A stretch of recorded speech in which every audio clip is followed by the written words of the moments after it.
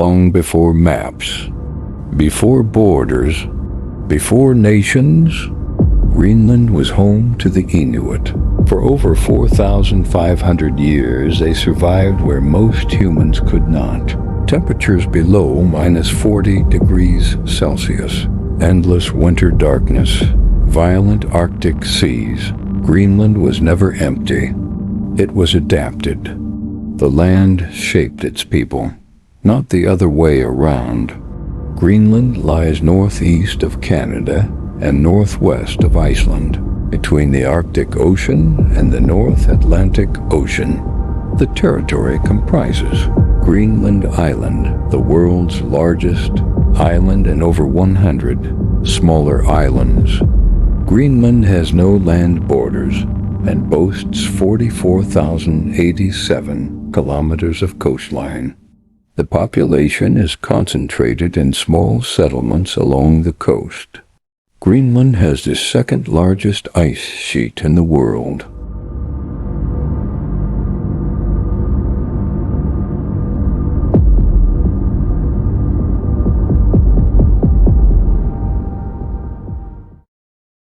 In 2019, a statement from the White House sent shockwaves across the globe.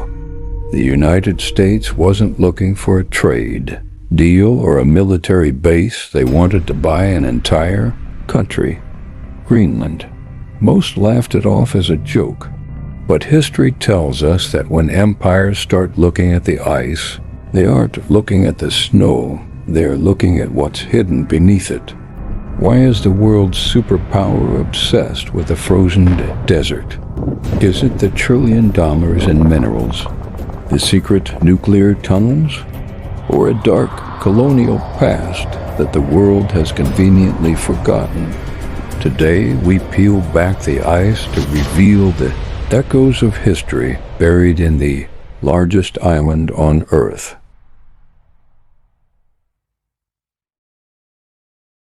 The story begins with a lie. In 982 AD, a red-bearded exile named Eric the Red landed on a desolate frozen rock. To lure settlers from Iceland, he gave it a marketing name that would change history: Greenland. He promised lush meadows and endless forests. But the green was a ghost. For centuries, the Vikings struggled against the encroaching frost. Then, in the 15th century, they simply vanished. Entire settlements, churches, and farms were left empty. No bodies, no signs of war. Did they starve, or did they encounter the ancient people of the ice, who were there long before them? This was the first time Greenland swallowed a civilization whole.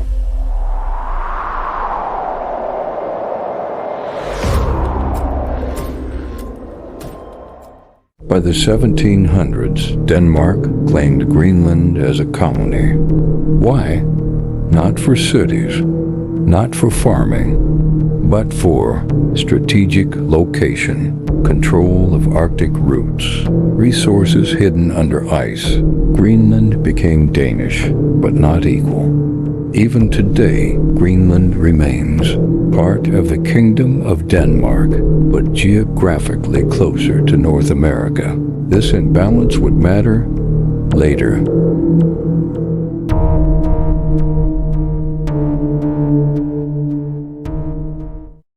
While the world saw Greenland as a strategic chessboard, the native Inuit people were the pawns. In 1951, the Danish government conducted a cruel social experiment. They kidnapped 22 Inuit children, took them to Denmark, and forbade them from speaking their mother tongue. The goal? To rebrand them into a new elite? It was a disaster. The children lost their identity, their families, and their souls. This wasn't just colonization. It was a surgical attempt to erase a culture. When we talk about buying Greenland today, we are talking about a land that has already been scarred by experiments, both military and human.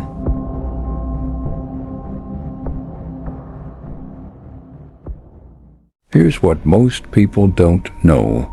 Under Greenland's ice lie massive reserves of rare earth minerals, uranium, oil and gas, fresh water. As climate change melts the ice, these resources are becoming accessible.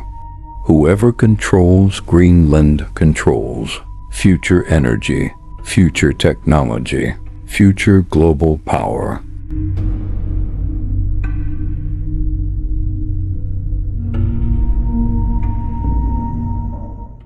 During World War II, when Germany invaded Denmark, Greenlanders became less economically and socially connected to Denmark and more closely aligned with the United States and Canada.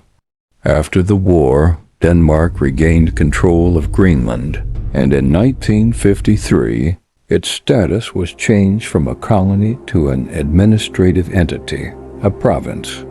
Although Greenland remains part of the Kingdom of Denmark, it has enjoyed self-government since 1979. In 1985, the island became the only territory to leave the European Union, which it joined as part of Denmark in 1973, and the Faroe Islands have long been outside the European Union.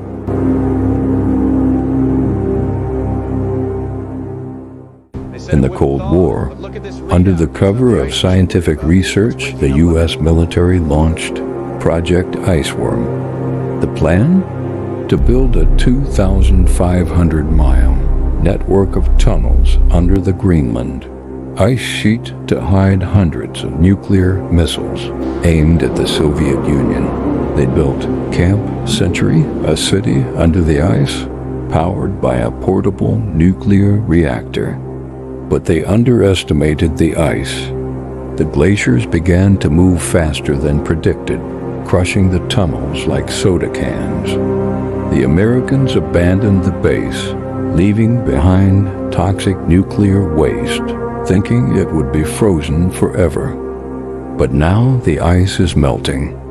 The secrets are coming back to the surface, and the U.S. needs to control the cleanup or the evidence.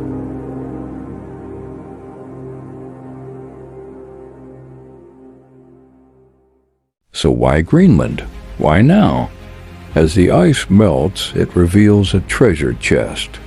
Trillions of dollars in rare earth elements, the minerals needed for every smartphone, electric car, and missile system on Earth. China wants it. Russia wants it. America needs it. Greenland is no longer a frozen wasteland. It is the new Persian Gulf of the North. The echoes of history are loud and clear.